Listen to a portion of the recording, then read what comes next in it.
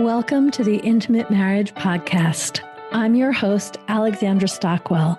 I'm a physician and an intimate marriage expert, and I specialize in showing couples how to have incredible, passionate relationships.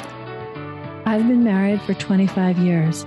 My husband and I have 4 children and full professional lives, and we've created an amazing relationship. If you want to deepen your understanding of your own relationship and learn to access new heights of emotional, sensual, and erotic intimacy, you're in the right place. I will show you how now. Let's dive in. In today's episode, I'm going to introduce you to one of the most important people in the world for me. If you've been listening to the podcast for a while, you're obviously familiar with my voice. If this is the first time you're listening, welcome. Welcome to the Intimate Marriage Podcast family. If you've been listening for a while, not only have you heard my voice, but you've probably heard my husband's voice. He's joined me on 2 episodes already. And you've also heard my oldest child's voice, my daughter, Josephine, because she and I recorded a podcast which dropped on her 25th birthday in September. Now, Josephine is the oldest of 4, and next comes 3 boys who are aged 22, 16, and 9. And my 9-year-old Matthew, he's in a kind of a unique, fantastic situation because he's a lot younger than the next oldest siblings. So in some ways, he's an only child because everyone else is so much older. And in other ways, he is absolutely the youngest of 4 and one of 6 at the dining room table. So I interviewed him mostly because he asked if he could be interviewed. He wanted to participate in what I'm doing. He knows about the podcast. Every now and then he hears me listening to parts of it when I want to check how the editing came out and make sure it's going to be a good listening experience for you. And so he told me he wanted me to interview him. So I did. And you're about to listen to that conversation. I just want to explain a few things first. One is that he references having a much older sister whom he didn't really know. And that's because Josephine left for college when he was 3.5 years old. So she definitely felt like she knew him, but he doesn't have memories from that time. And so during the pandemic, it really provided a beautiful opportunity when she came back home to live with us for, about 8 months, because then he really got to enjoy being siblings with her. I don't really think anything else calls for an explanation except to say that I've never asked him the questions that I asked. It wasn't scripted, it wasn't planned, it wasn't prepared, and he's never listened to a whole episode. So you just get to listen in on a very frank, genuine conversation between me and my 9-year-old. And the one other thing I want to say before we transition to that conversation is I'm sharing it with you on purpose. I'm sharing it with you because so many of the conversations on the podcast are about your experience and what's going on between you and your partner. And those conversations are going to continue. They are incredibly important. And what's going on within you and between you and your partner, it is having a nonstop impact on your children. And this is an opportunity for you to hear what that experience is like for a child, because it's a conversation we rarely have with our children unless it's later when they're adults and then the impressions aren't as fresh or raw. So buckle up for a really sweet, unique conversation that I'm super happy to share with you. Welcome to the show, Matthew. Hi. How old are you, sweetheart? 9. And what would you like people to know about you before we continue with this conversation? That I love playing baseball, and I'm usually the best on the team. Okay.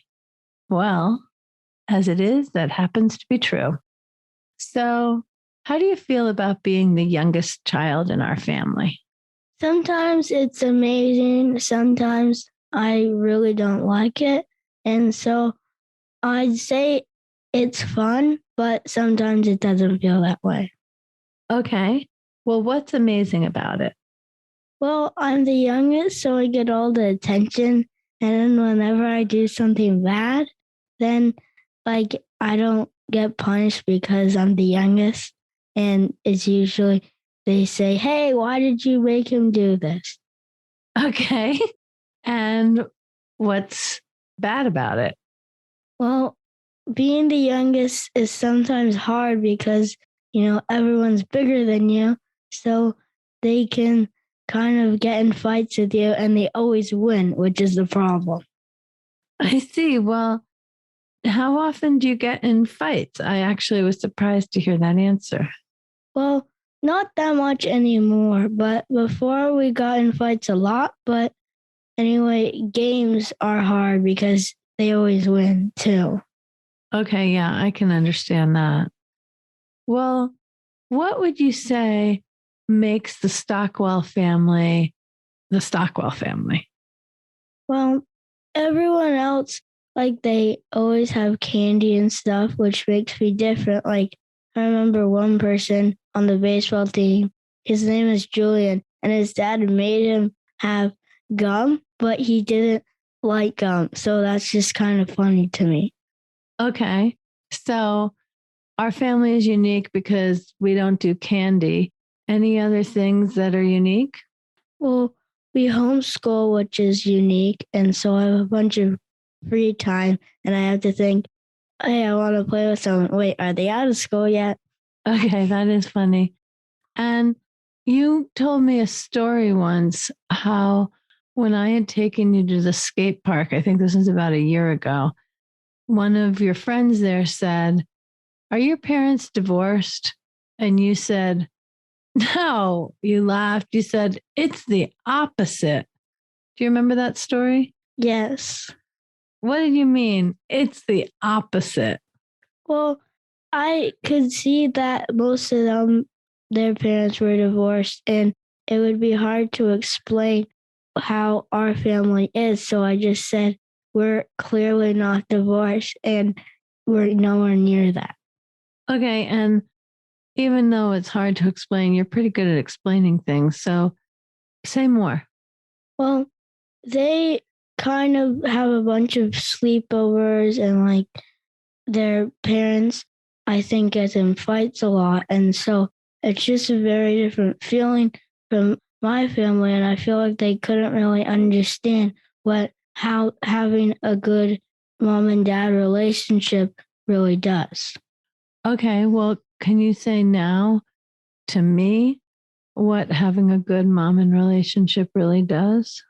Well, you're kind of closer to everyone, and you don't have as many, you're in a better mood most of the time, kind of, because your parents are usually finding their way together and trying to help you while also helping other people and letting you learn. Okay. And how does that feel to you? It feels really good sometimes, and it feels kind of not so good sometimes. Tell me about it not feeling good sometimes. Well, sometimes there's one thing that mom believes and another thing which dad doesn't believe. And so they get in arguments. And I really don't like when there's bad energy around. So that does not feel good. What's something that we disagree about? Can you think of an example? Because actually, when I'm asking you this now, I can't think of a time really recent this month, I can't think of the last time when we had a disagreement like that, but you might remember it more. Well, to tell the truth, I think the one I'm remembering was like a year ago or something. I forget what it was about, but I just remember it was really horrible being. I see. Well, in my experience, you're actually extremely sensitive. So we're not yelling at one another or speaking badly, but just any kind of tension, you're happy for it to finish quickly. Would you agree with that? Yes, I would. Do you know what about that tension is so uncomfortable for you? Well, it's kind of like I want things to be right, and I don't. And so when there's like an argument, well, it feels to me, then I feel like I kind of don't want to be there, and it just makes me feel worse myself, even if it has nothing to do with me. Yeah, well, it always has nothing to do with you. And sometimes it's not anything that Daddy and I would consider a fight, but any kind of tension you really are sensitive to. Okay, so it's been a year. So let's talk about more recent times. You've done a very good job describing what's uncomfortable when there's tension between us. How would you describe the feeling most of the time or the rest of the time? Well, I feel like my parents, whenever I need something, usually can help me. And like they kind of like, hey, I can do my work while you're with me, or the other way around. And so that way I get help when I need it. But I also need to learn how to be by myself. And so sometimes I have to be by myself. Okay. And I have two more questions. What's it like having siblings who are old enough to be in graduate school while you're in fourth grade? Well, Josephine, who, I don't think I've ever had her home except like a year ago for actually a long time. It was all for visits. And so that really helped me be able to connect with her. And before, basically, like, my sister, yeah, she's home, but I don't really know much about you. So that was a gift of the pandemic. Yes. Okay.